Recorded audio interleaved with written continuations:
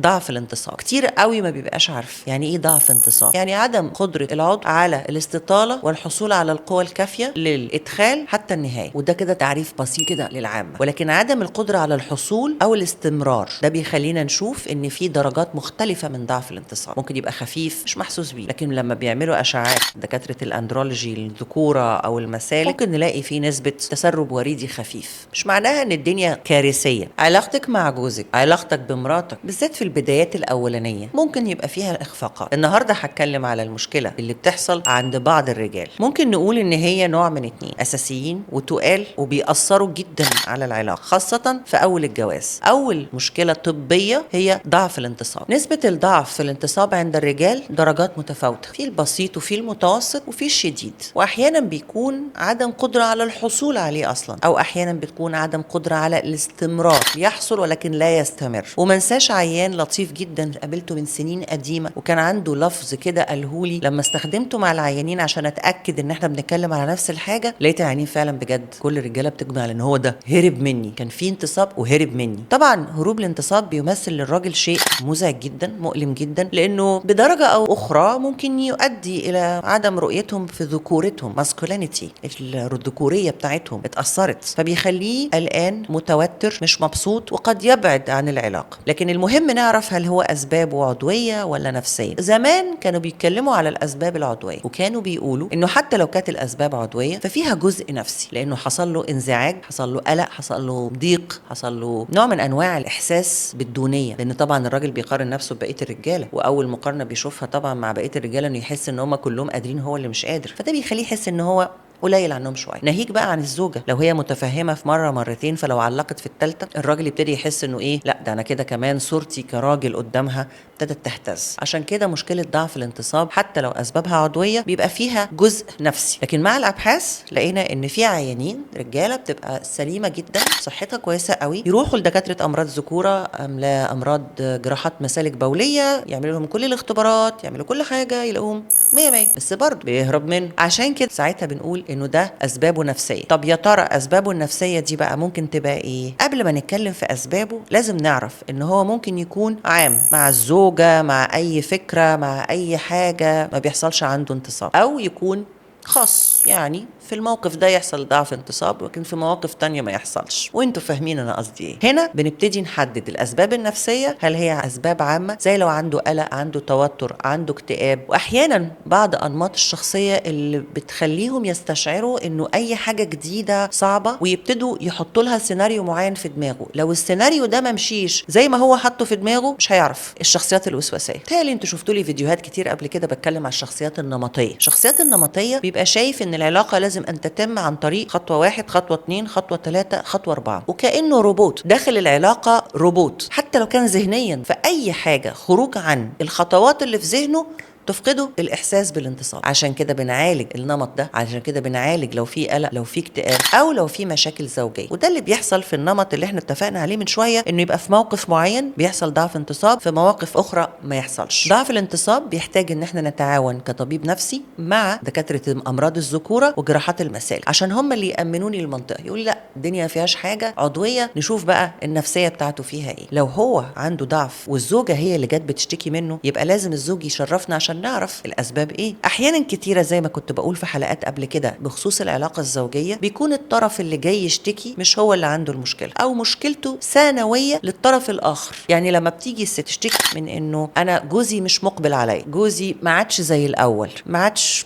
بوحشه زي الاول، ولما حتى احاول المح له بطريقه مباشره او غير مباشره الاقي ردود تقفلني من الموضوع، اقول لها طب احنا محتاجين نشوفه. ممكن تكون الاسباب عضويه وهو مش مدرك انه ممكن يكون عنده دهون في الدم مؤثره على كفاءة الشرايين اللي موجودة في العضو. ممكن تكون الأسباب لها علاقة بمرض مزمن عنده، سكر، ضغط، وبياخد له أدوية بتؤثر على الموضوع ده. أو ممكن تكون الأسباب ما هياش عضوية ولكنها أسباب نفسية موجودة من أول الجواز، لأنها نمط في شخصيته، تجربة مر فيها، أفكاره، معتقداته، مشاعره. أو ممكن تكون اتطورت، يعني ظهرت بعد الزواج بكذا سنة، وده يكون نتيجة مشاكل بتحصل ما بينهم، أو رؤيته للحياة ما بينهم شكلها إيه. في كلا الأحوال سواء كانت نفسية سواء كانت عضوية، العلاجات اتطورت جدا، ولكن مش معنى كده ان كل واحد عنده مشكله في ضعف الانتصاب باي درجه كانت انه يلجا الى انه ياخد ادويه من غير ما يرجع للدكتور، لان ادويه ضعف الانتصاب فيها خطوره على بعض العيانين، فلازم نرجع للدكتور عشان نعرف ايه الجرعه ناخدها ازاي، ناخدها قد ايه، ونتابع معاه. مدام لو جوزك عنده ضعف انتصاب شاركيه في الرحله بتاعه العلاج، ما تسقطيش عليه انها مشكلته، روح حلها، شوف انت عندك ايه وروح.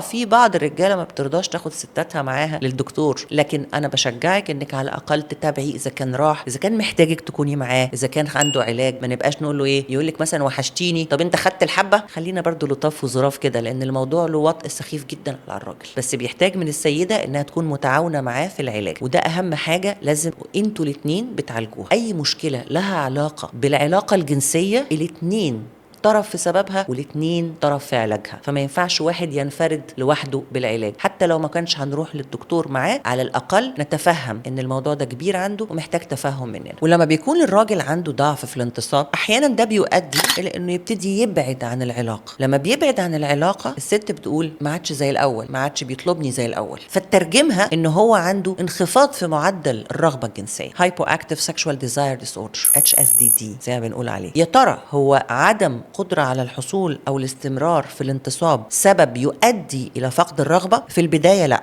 لكن لو طالت الفترة وما خدش علاج، أكيد هيبقى مش عايز يدخل في الخية أو في الخندق اللي بيتزنق فيه وما يعرفش يأدي فيه، فهيبتدي يقل عنده الرغبة. لكن في بعض الرجال اللي ممكن يكون عنده انتصاب جيد جدا وصحته كويسة، فيش أي مشكلة في مراحل العلاقة الجنسية وفي أدائه الجنسي، بس هو عنده ضعف في معدل الرغبة بعافية شوية. خليني أقول لكم إن الرغبة الجنسية زيها زي اي رغبه في الحياه، ان انا اخرج، ان انا اتفسح، ان انا اجرب شغل جديد، ان انا اجرب هوايه جديده، ان اجرب اكله جديده، ده كله بيعتمد على طبع الشخصيه. هل هو مقدار الموضوع ده مهم عنده، محطوط على لستة احداث حياته، ولا هو حاجه كده على الماشي لما تبقى تيجي.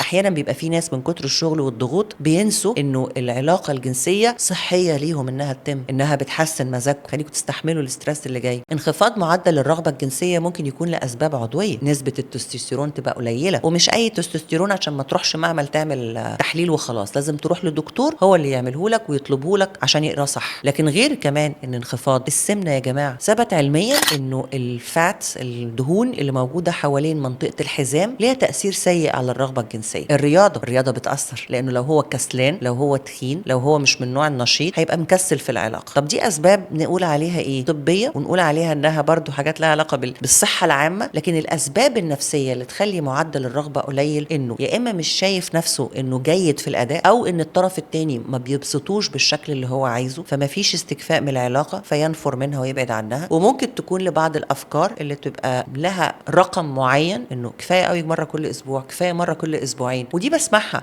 انه يبقوا ما بقالهمش سنه متجوزين، ومن بعد الهاني مون مره كل 10 ايام، مره كل اسبوعين في اول 3 اشهر. ده مش غلط، بس هو كمان مش صح، لانه ده يعني سكيلز جديده، مهارات جديده بنتعلمها، انه يبقى الراجل مع مراته، ان تبقى الست مع جوزها. فالمهاره دي بتحتاج ان احنا نتمرن اكتر، انه ما كناش بنعمل كده وابتدينا نعمله، ففي كده حلاوه البدايات. مش معقوله حلاوه البدايات تبقى منعدمه بعد شهر العسل. هو ما فيش حد بياخد شهر 30 يوم دلوقتي، ده هما بالكتير قوي 10 15 يوم وبنرجع الشغل تاني. وعلى سيره الشغل، في ساعات رجاله ما بتبقاش حاطه العلاقه مع الزوجه الحميميه كأساسيات أو كأنشطة أنا بعملها. يعني ممكن يكون بيروح الشغل، بينزل يلعب كورة مع أصحابه، بيروح يلعب بلاي ستيشن، بيعدي على أحد الوالدين، بر الوالدين في الأسبوع. أنا كل ده موافقاك، والله ما أنا معترضة، بس العلاقة الحميمة لازم تتحط في جدول أعمالك. ليه؟ لأنه لو إحنا سيبنا نفسنا ننجرف ورا الحياة بالستريس اللي فيها، هنلاقي إن دي بتقل مع الوقت، وما عادش فيه لها طلب، وما عدناش بنبقى مقبلين على الدخول فيها لما بيبقى بقالنا فترة طويلة. فعشان كده دايما بنصح اللي هم لسه متجوزين جداد، انه الموضوع ده اول ما تبتدوا تتشغلوا باشغالكم، بمسؤولياتكم، بمسؤولية في الشغل، مسؤولية في